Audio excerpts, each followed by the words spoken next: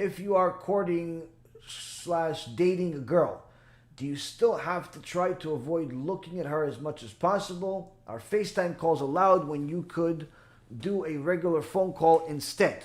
Very good question in regards to Jewish dating. When you're dating a Jewish girl, you have to look at her, and she has to look at you in order to make sure that there is an attraction there. There are two main things that are important in a relationship in Judaism, which is number one, you have to have a attraction to each other. You can't be disgusted by each other.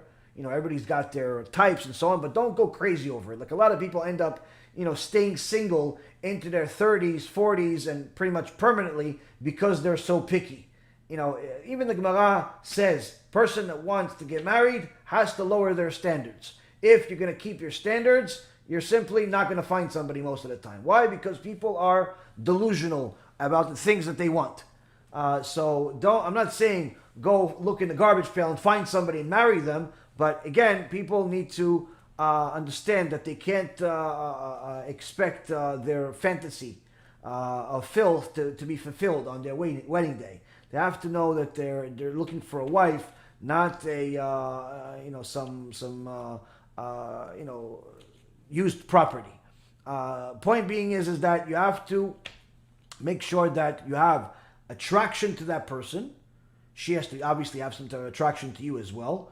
It doesn't matter if you're attracted to her. If she's not attracted to you, then you're not going to have anything. Generally speaking, women are more commonly attracted to personalities, more so than men, because women are smarter in that aspect. It's highly advisable for men to also look into our personality, not just our looks, because you're not marrying the looks. You're marrying the personality. That's the only thing that's going to stay. And that's why the second thing and most important when it comes to marriage is to have the same ideology or similar ideology, where you both have similar beliefs, similar ways of viewing the world. Meaning, if, let's say, for example, you are a student of mine, you watch my lectures, you've been in here, and she is a Dror Kasuto, Manis Friedman, and Mervis and Goldberg fan, you're never going to be able to succeed in marriage. Why? It's just not going to happen. You can try it, and then call me after you get divorced. I'll try to help you find a second wife. It's just simply not going to work. Not going to work. So you have to have similar ideologies. You don't necessarily both need to be my students, but you have to have similar ideologies. One thing I've found very fascinating is that anytime I introduce two of my students to each other, it is Baruch Hashem. Baruch Hashem. If there's an attraction there, it is almost certain that they're going to get married right away. Why? Because the ideology is already the same before they even talked. Why? Because they both, consume the same beautiful Torah. The same holy Torah, same emet. They both like it. They both celebrate it. They both want it.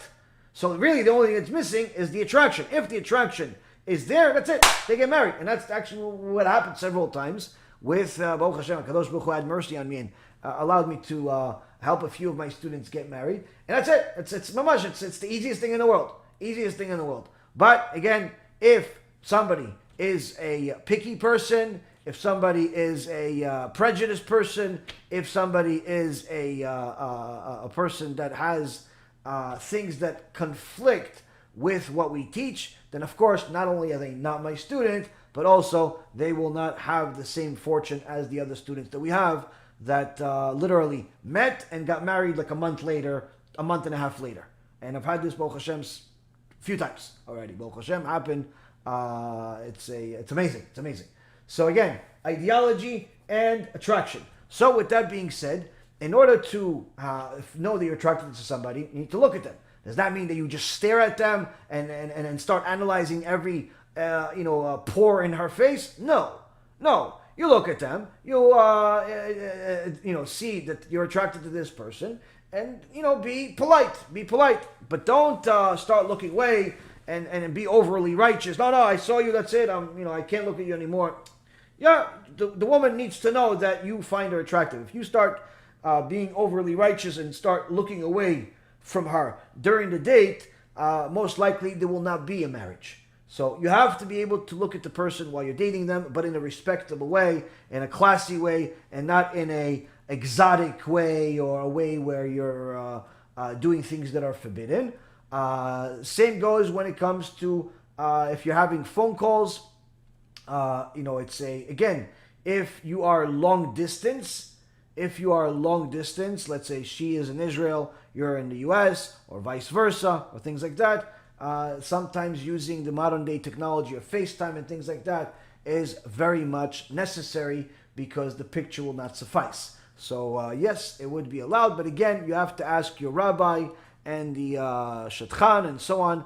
A little bit more specific advice if they know you better than just this general advice that I just gave you.